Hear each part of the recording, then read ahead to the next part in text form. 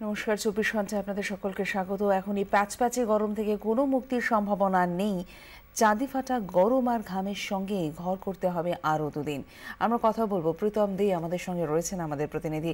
প্রীতম, এই যেটা পূর্বাভাস দিচ্ছে আলিপুর আবহাওয়া দফতর যে এই মুহূর্তে প্যাচপ্যাচে গরম চলবে, অর্থাৎ গরম আরও বাড়বে।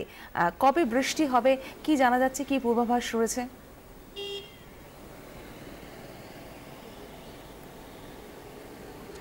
সঞ্চিতা, দেখো, এখনো পর্যন্ত আবহাওয়া দপ্তরের 24 ঘন্টার যে পূর্বাভাস দেওয়া আছে তাতে কিন্তু আশার বাণী নেই।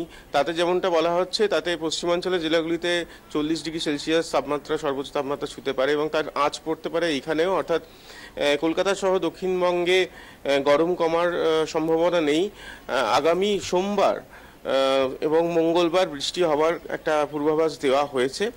কিন্তু যেটা বলার কথা সঞ্চিতা, এই গরমের সময় যেটা হয় যে সারা দিনের যে অবজারভেশন থাকে, সারা দিন অপেক্ষা করার পর যদি বিকেলের দিকে বজ্রগর্ভ মেঘ সঞ্চার হয়, সেরকম গরম থাকে, সেরকম পরিস্থিতির সৃষ্টি হয়, তাহলে কিন্তু এখানেও বৃষ্টিপাত হতে পারে। যেখানে বজ্রগর্ভ মেঘের সঞ্চার হয় সেই জায়গায় বৃষ্টিপাত হতে পারে। সেই দিক থেকে একটা ক্ষীণ আশা, বৃষ্টির আশা থেকে যাচ্ছে।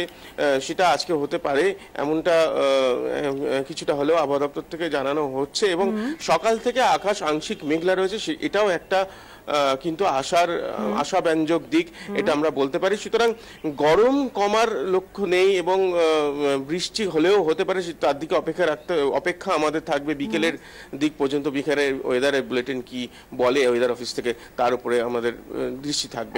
সঞ্চিতা, ধন্যবাদ প্রীতম।